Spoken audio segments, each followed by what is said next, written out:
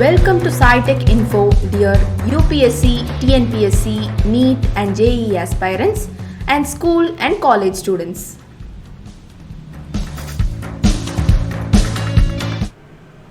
Welcome to SciTech Info, my dear students. In today's session, there will be a demo or a better explanatory class about the coaxial solenoids. So one of our students, Tanushree, is here. So she will be asking some doubts also simultaneously. I will be able to explain in a better way also. So over to Tanushree. Mutual inductance between two long coaxial solenoids. Sir, what is meant by two long coaxial solenoids? It's a good question. இப்போ two axial coaxial அப்படின்னு சொன்னா, now let us consider this is one solenoid, okay, a bigger one solenoid, and this is another solenoid. What do you mean by solenoid? Solenoid is nothing but, let us have a bangle like this. இந்த பேங்கிளில் வந்து பார்த்தோன்னா பேங்கில் வந்து ஒரு காயிலை நம்ம consider பண்ணிப்போம். இந்த காயிலை கன்சிடர் பண்ணிவிட்டு இப்போ என்ன பண்ணுறோம், இதுதான் கோர் அப்படின்னா இதில் இப்படி சொருவி வைக்கிறோம். ஒரு காயில் இது, சரியா, ஒரு காயில் இது, ஒரு காயில். இது மாதிரி n நம்பர் ஆஃப் காயில்ஸ் உள்ளே போகுங்க, புரியுதா? இந்த n நம்பர் ஆஃப் காயில்ஸை தான் நம்ம என்ன பண்ணுறோம், இந்த இடத்துட்ட இதை ஒரு காயிலாக ஒரு சொலினாய்டாக கன்சிடர் பண்ணுறோம். This is inner solenoid. இப்போது இது வந்து எக்ஸ்டர்னல் சொலினாய்டு, வெளியில் உள்ள சொலினாய்டு. இந்த வெளியில் உள்ள சொலினாய்டு 1, உள்ளே உள்ளது சொலினாய்டு 2. ஸோ இப்போ உள்ளே சொருகுனா இப்போ இது காமனான ஒரு ஆக்சஸ் கிடைக்குது இல்லையா? இந்த காமனான ஆக்சஸ், அந்த காமனான ஆக்சஸை பேஸ் பண்ணி ரெண்டு solenoid, inner solenoid, outer solenoid. இந்த அவுட்டர் சொலினாய்டு தான் இந்த டயக்ராமில் போட்டிருக்காங்க. அதாவது solenoid 1 with n1 number of turns of coil. அடுத்தது இன்னர் சொலினாய்டு தான் n2 அப்படின்னு பேர். I mean solenoid 2 with n2 number of turns of coil. புரியுதா? முதல்ல இந்த n1 n2னா தெரிஞ்சுக்கணும். இப்போது தட் இஸ் ஈக்குவல் டு, இங்கே ஒரு ஈக்குவேஷன் கொடுத்துருப்பேன். இதில் என்னென்னா n2 is equal to n1 into எல்ன்னு சொல்லிப்போம். So n2 is equal to n2 into எல்னா, இந்த n2 அப்படிங்கிறதுனா என்ன, அதாவது ஒரு பர்டிகுலர் லெங்க்த்துக்கு இல்லையா. இந்த இது இப்போ இன்னர் எடுத்துப்போம். இதில் வந்து ஒரு சென்டிமீட்டருக்கு ஒரு 50 காயில் பக்கத்தில் டர்ன் பண்ணி வச்சுருக்கலாம்ல, புரியுதா? ஸோ அப்போது n number of turns per unit length of that solenoid, புரியுதா? அப்போது ஃபுல் லெங்த் எவ்வளோ சார்? L. அப்போ L இன்ட்டு n2 அப்படிங்கிறது கேபிட்டல் N2. இப்போ புரியுதா? அதுதான் total number of turns of coil. இப்போ சொலினாய்டு 2னா n2, கேபிட்டல் N2. சொலினாய்டு 1 அப்படின்னாக்கா கேபிட்டல் N1. ஸோ இந்த கான்செப்ட் புரியுதா? அதுதான் இது, புரியுதா? Okay, right, proceed. ஓகே, இப்போ சார் சொன்ன மாதிரி இந்த வெளியில் இருக்க டர்ன்ஸ் தான் வந்து சாலினாய்டு 1 ஆஃப் n1 டர்ன்ஸ், உள்ளே இருக்க இது வந்து சாலினாய்டு 2 ஆஃப் n2 டர்ன்ஸ். இதில் வந்து சார் சொன்ன மாதிரி ஒரு குறிப்பிட்ட லென்த் வந்து அங்கே எல்னு கொடுத்துருக்காங்க. அது என்னன்னா capital n2 is equal to small n2l. அதே மாதிரி கேபிட்டல் n1 வந்து ஸ்மால் n1 இன்டூ எல். இது வந்து காமன் ஆக்சிஸ் இருக்குது, அதனால தான் நம்ம கோஆக்சியல் சாலினாய்ட்ஸ்னு சொல்கிறோம். b1 is equal to mu not n1 into i1, where b1 is equal to magnetic field of solenoid 1. அதே மாதிரி i1 வந்து current passing through solenoid 1. So இப்போ b1 i1 நம்ம ஈஸியாக சொல்லிடலாம், அது எல்லாமே solenoid 1ஓட கனெக்ட் ஆகிருக்கும்.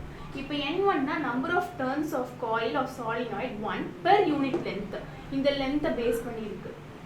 ஸோ 521 இந்த லென்த்தை பேஸ் பண்ணிடலாம். 1 சென்டிமீட்டர், அதாவது யூனிட் லென்த்னா 1 சென்டிமீட்டர் இல்லைன்னா 1 மில்லிமீட்டர், அதை பேஸ் பண்ணி. அப்போ ஓவராலாக எல் லெங்க்த்துக்கு அப்படின்னு வரப்போ அதனால தான் அங்கே n1 into L, that is capital N1.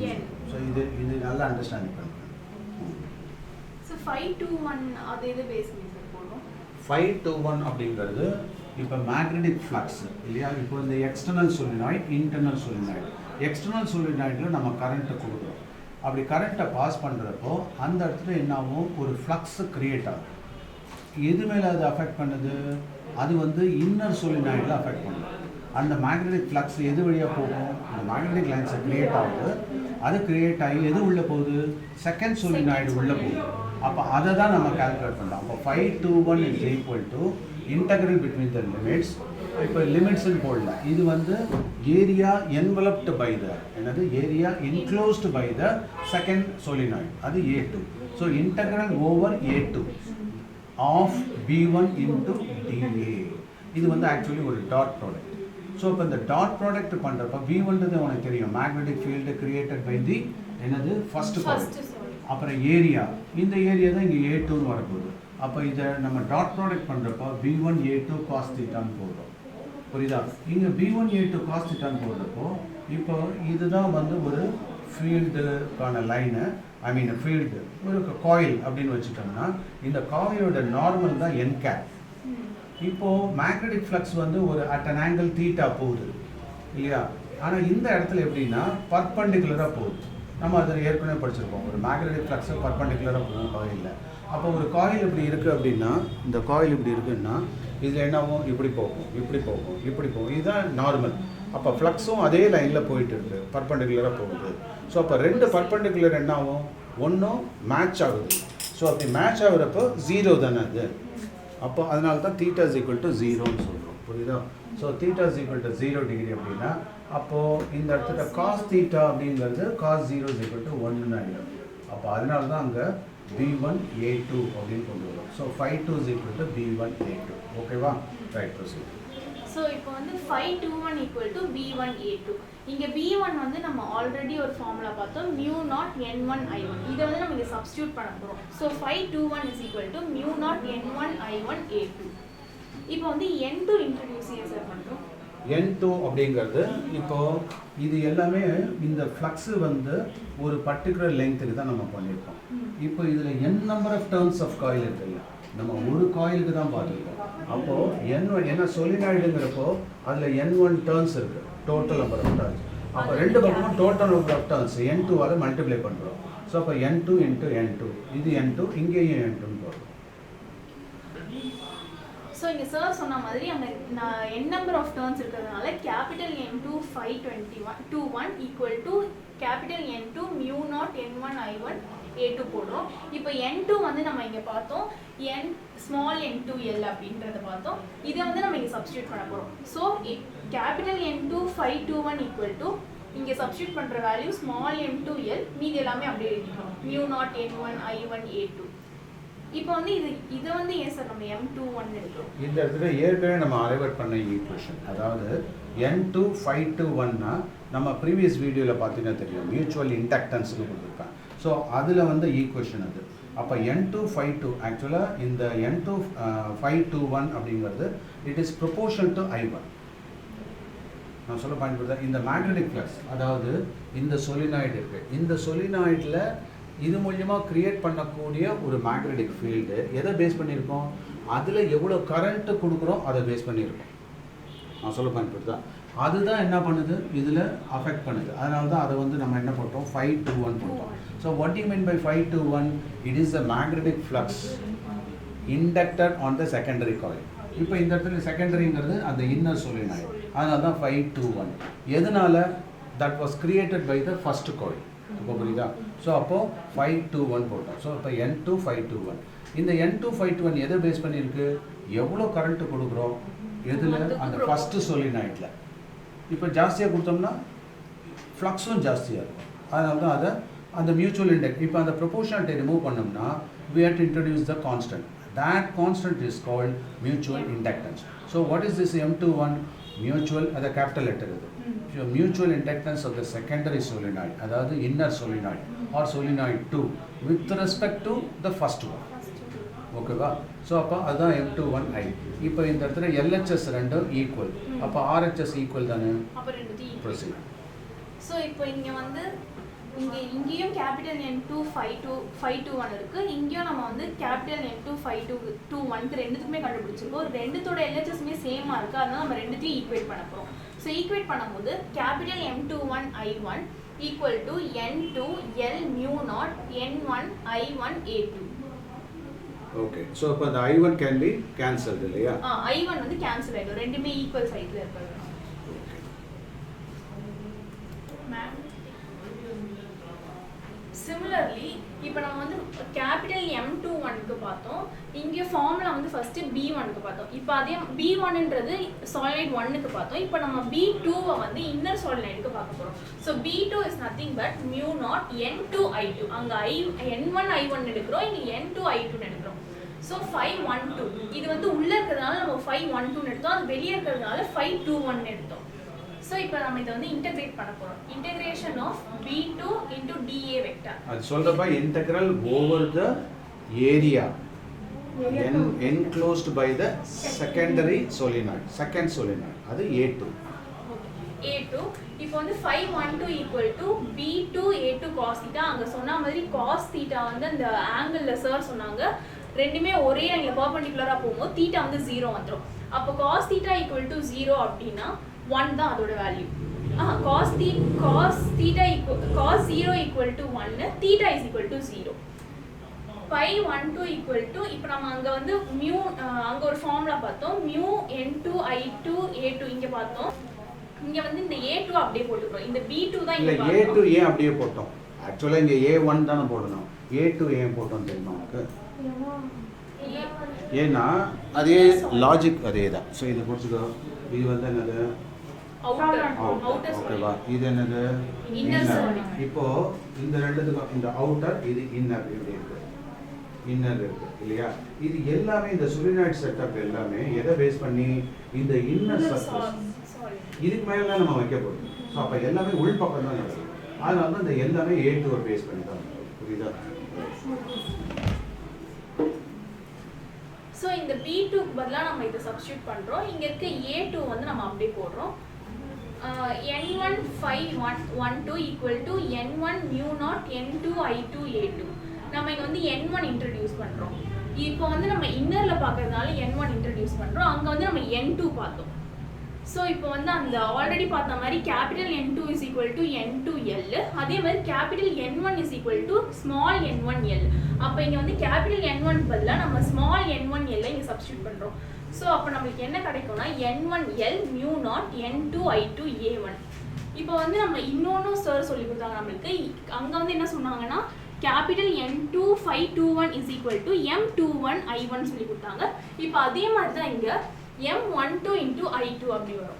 So இப்போ இங்கே ரெண்டு இடத்துலையுமே LHS சேமாக இருக்குது. அப்போ நம்ம ஈக்குவேட் பண்ண போகிறோம். ஈக்குவேட் பண்ணும்போது M12 I2 ஈக்குவல் டு இங்கே என்ன இருக்குது N1 N2 L mu naught I2 A2. இந்த ரெண்டு சைடுமே I2 காமனாக இருக்குது, அது கேன்சல் பண்ணிடும். கேன்சல் பண்ணுறப்ப நம்மளுக்கு வர வேல்யூ வந்து M12 equal to N1 N2 L mu naught A2. இப்போ வந்து நம்மளுக்கு M21 is equal to M12 equal to M வந்திருக்கு. அது ஏன்? ஏன்னா ரெண்டுத்துலயுமே ஈக்குவல். அந்த RHS பாரு, கம்பேர் பண்ணு. M21 M12 ரெண்டையும் கம்பேர் பண்ணு.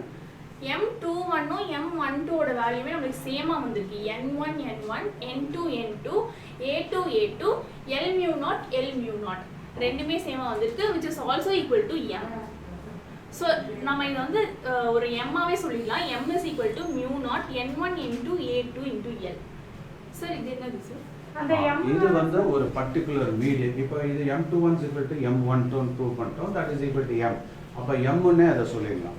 இப்போ இதில் வந்து ஒரு பர்టిక్యులர் மீடியம், அதாவது இப்போ இந்த இன்னர் இருக்குது அவுட்டர் இருக்குது solenoid. Inner solenoid outer solenoid ரெண்டுத்துலேயும் வந்து பார்த்தா அப்படின்னாக்கா ரெண்டு சொலினாய்டுக்கு இடையில வந்து மீடியம், ஒரு பர்టిక్యులர் மீடியம் போட்டிருக்கோம், ஒரு டயலெக்ட்ரிக் மீடியம்னு வச்சுக்கலாம். ஸோ அந்த மாதிரி இருக்கிறப்போ அப்போ மியூச்சுவல் இண்டக்டன்ஸ் எப்படி இருக்கும் அதை தான் நம்ம அனலைஸ் பண்ணுறோம். ஸோ அப்போ பர்மிட்டிவிட்டி த்ரூ சர்டன் மீடியம் அது வந்து நமக்கு தெரியும், மியூ மீடியம் அப்படின்னு கூட வச்சுக்கலாம், இல்லைன்னா வெறுமனே மியூன்னு கூட வச்சுக்கலாம்.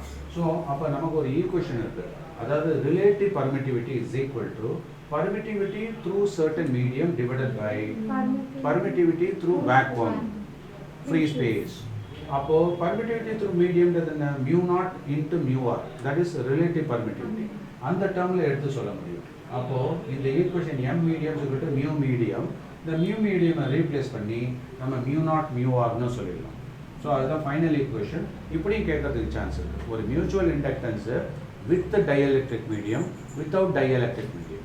வித் டயலெக்ட்ரிக் மீடியம்னா mu naught mu R introduce பண்ணி N1 N2 A2 அதுக்கப்புறம் L அப்படின்னு போடலாம். இதில் பியூட்டிஃபுல்லாக பாருங்கள், இந்த இண்டக்டன்ஸை இந்த இதில் கான்ஸ்டன்ட் வேல்யூ மியூ நாட், இது மியூ ஆர், இது என்ன N1. N1 என்ன கவுண்ட் பண்ணலாம்ல, நம்பர் ஆஃப் டர்ன்ஸ் கவுண்ட் பண்ணலாம் பர் யூனிட் லென்த். இது என்னது N2, நம்பர் ஆஃப் அது கவுண்ட் பண்ணலாம். செகண்டரி அந்த இன்னர் இதை கவுண்ட் பண்ணலாம். இதெல்லாம் எக்ஸ்பெரிமெண்டலி மெஷர்மெண்ட் பண்ணலாம் நம்ம. ஸோ இந்த மாதிரி எக்ஸ்பெரிமெண்டலி மெஷர்மெண்ட் பண்ணுறப்போ அப்போ இந்த இடத்துல என்ன ஆகும் அப்படி, அதாவது டர்ன்ஸை கவுண்ட் பண்ணுறது மூலியமா ஜஸ்ட் இமேஜின். அப்போ சொலினாய்டு எக்ஸ்டர்னல் சொலினாய்டு எவ்வளோ டர்ன்ஸ் பாருக்கு, 500 டர்ன்ஸ். இன்னரில் எவ்வளோ இருக்குது, அது வந்து ஒரு 400 டர்ன்ஸ் இல்லைன்னா 200 டர்ன்ஸ். அப்படின்னா நமக்கு அந்த டர்ன்ஸ் கவுண்ட் வந்து ஈஸி தான், அது பண்ணிடலாம். இது கான்ஸ்டன்ட் தானே, இதுவும் கான்ஸ்டன்ட் தானே. அடுத்தது ஏரியா, இந்த area enveloped by the secondary coil, அதுவும் தெரியும் நமக்கு, அதுவும் கான்ஸ்டன்ட். அப்போ எல் லென்த், இந்த லென்த்தும் மெஷர்மெண்ட் பண்ணலாம். புரியுதா? அப்போ just by measuring, just imagine, just by measuring you are able to find out mutual inductanceங்கிற ஒரு abstract value நம்ம எடுக்க முடியும். இல்லைன்னா மியூச்சுவல் இண்டக்டன்ஸ் நீங்கள் தேடி கண்டுபிடிப்பா, மேக்னெட்டிக் இண்டக்ஷன்லாம் பார்க்க முடியுமா நம்மளால? அருமையான ஒரு எக்ஸ்பெரிமெண்ட் தானே அது. ஃபிசிக்ஸில் என்ன அப்படின்னாக்கா எப்போதுமே ஒரு யூனிட்டை, அதாவது மெஷரபிள் குவான்டிட்டியை வச்சு, புரியுதா, ஒரு அப்ட்ராக்டாக கண்ணுக்கு தெரியாத இதெல்லாம் ஃபீல் தான் பண்ண முடியும். ஒரு மியூச்சுவல் இண்டக்டன்ஸை நீ பார்க்க முடியுமா? அதோட எஃபெக்ட் தான் நம்ம உணர முடியும். நான் சொல்ல பாயிண்ட் புரியுதா? அதனால தான் ஃபிசிக்ஸ் எக்ஸ்பெரிமெண்ட்டில் இந்த மாதிரி அது எக்ஸ்பெரிமெண்ட்டாக பண்ணி பார்க்கறதுக்கு மெஷர்மெண்ட் வேல்யூ இருக்குல்ல, மெஷர்டு வேல்யூஸ். இந்த மெஷர்டு நம்மளால் கையால் மெஷர்மெண்ட் பண்ண முடியும். எதெல்லாம் கையால் மெஷர்மெண்ட் பண்ண முடியும்? ஃபார் எக்ஸாம்பிள் ஒரு வெயிட் எவ்வளோ பார்க்கலாம், பேலன்ஸ் வச்சு பார்க்கலாம். அப்புறம் ஒரு ஏரியா ஆஃப் கிராஸ் செக்ஷன் இல்லைன்னா area enclose by the coil, அதை மெஷர்மெண்ட் பண்ணலாம். அது எப்படி பண்ணலாம்? சர்க்கம்ஃபரன்ஸ் இருந்ததுனாக்கா 2πr, அப்போ 2f/rலேருந்து r கிடச்சிடும். அப்போ πr² போட்டு கால்குலேட் பண்ணிடலாம். ஸோ ஏரியா தெரிஞ்சிடும். அடுத்தது லென்த்து, ஒரு டேப் எடுத்து ஈஸியாக மெஷர்மெண்ட் பண்ணலாம். யூ ஜஸ்ட் டேக் ஒரு ஸ்கேலு, ஒரு மெஷர்மெண்ட்டு, இதை வச்சு ஒரு மேக்னெட்டிக் இண்டக்ஷன் எப்படியெல்லாம் வருதுன்றதை நம்மளால் சொல்ல முடியும். It is a great experiment. So அதுதான் that is called lovely physics. So ஃபிசிக்ஸ்லேயே என்ன ஒரு பியூட்டிஃபுல்லாக எல்லா எக்ஸ்பெரிமெண்ட்டும் இப்படி தான். ஈவன் நான் வந்து தட் இஸ் இந்த மில்லிகன் சாயில் ட்ராப் மெத்தடில் E/E ரேஷியோ, அதாவது charge of electron, mass of electron, ஆக்சுவலாக தட் இஸ் ஜே தாம்சன் இருக்கும். இப்போ இதுக்கு இந்த சப்ஜெக்ட்டுக்கு ரிலேட்டடாக இல்லைனாலும் நான் சொல்கிற ஒரே ஒரு விஷயம், அதாவது E/m ரேஷியோ அப்படிங்கிறது J Thomson ratio, specific charge அப்படின்னு பேர். அடுத்தது மில்லிகன் கண்டுபிடிச்சது சார்ஜுன்றது கண்டுபிடிச்சார், அதுதான் மில்லிகன் சாயில் ட்ராப் மெத்தட். இப்போ இந்த அதுலேருந்து வந்த ரிசல்ட், இதுலேருந்து வந்த ரிசல்ட், இந்த ரெண்டுத்தையும் வச்சு புரியுதா, E/m வேல்யூ தெரியும், E வேல்யூ தெரியும், அப்போ M value can be found out இல்லையா? இப்படி தான் மாஸ் ஆஃப் எலக்ட்ரானை கண்டுபிடிச்சாங்க. இல்லாட்டினா எலக்ட்ரானை கண்டுபிடிக்க கண்ணாலே பார்க்க முடியாது. கண்ணால் பார்க்க முடியாத ஒரு எலக்ட்ரானோட மாஸை எப்படி கண்டுபிடிக்க முடியும்? அப்போது ஃபிசிக்ஸ் இதுக்கு பயங்கர ஹெல்ப்ஃபுல்லாக இருக்குது. அதனால தான் ஃபிசிக்ஸ் எக்ஸ்பெரிமெண்ட்டில் இம்மெஷரபிள் குவான்டிட்டியை மெஷரபிள் குவான்டிட்டிஸை வச்சு மெஷர்மெண்ட் பண்ணலாம். இப்போ புரியுதா? Okay, right. ஸோ இதில் மியூச்சுவல் இண்டக்டன்ஸ் அப்படிங்கிறத பற்றி நீங்கள் என்ன தெரிஞ்சுக்கிட்டா, இதில் ஒரு இம்பார்ட்டண்ட் ஆஸ்பெக்டாக நீ என்ன நினைக்கிற, இதில் உள்ள ஹை பாயிண்ட் பற்றி ஓகே, இதில் உனக்கு ரொம்ப அட்ராக்டிவாக இருந்த ஒரு பாயிண்ட்டுன்னு தெரியும். அது என்ன? சரி, உனக்கு வந்து இது வந்து அட்ராக்டிவாக ஒரு ஜென்ரலாக ஒரு க்ரியேட் ஆகிருக்கும், ஒரு இம்பேக்ட் க்ரியேட் ஆகிருக்கும். அது என்ன? இதில் வந்து ஏதோ ஒரு டிஃப்ரெண்ட்டாக புதுசாக கற்றுருக்க, அது என்ன? அது வந்து கண்டிப்பாக இதுதான் சார், M மீடியம் தான். ஏன்னா வந்து ஒரு காயிலுக்குள்ளேயே ஒரு சாலினாய்டுக்குள்ளேயே இன்னொரு சாலினாய்டு இருக்கும்போது அதோட மீடியம் வந்து நம்ம அனலைஸ் பண்ணுறது ரொம்ப கஷ்டம். ஆனால் இதில் வந்து பார்த்தீங்கன்னா எல்லா வேல்யூஸுமே நம்மளுக்கு கிடைச்சிடுது. கான்ஸ்டன்ட் கிடைக்குது, அந்த நம்பர் ஆஃப் டர்ன்ஸும் நம்மளுக்கு கிடைக்குது, ஏரியா கிடைக்குது, லென்த் கிடைக்குது. ஸோ கண்டிப்பாக இதுதான். Very good. So thank you very much. பாய்.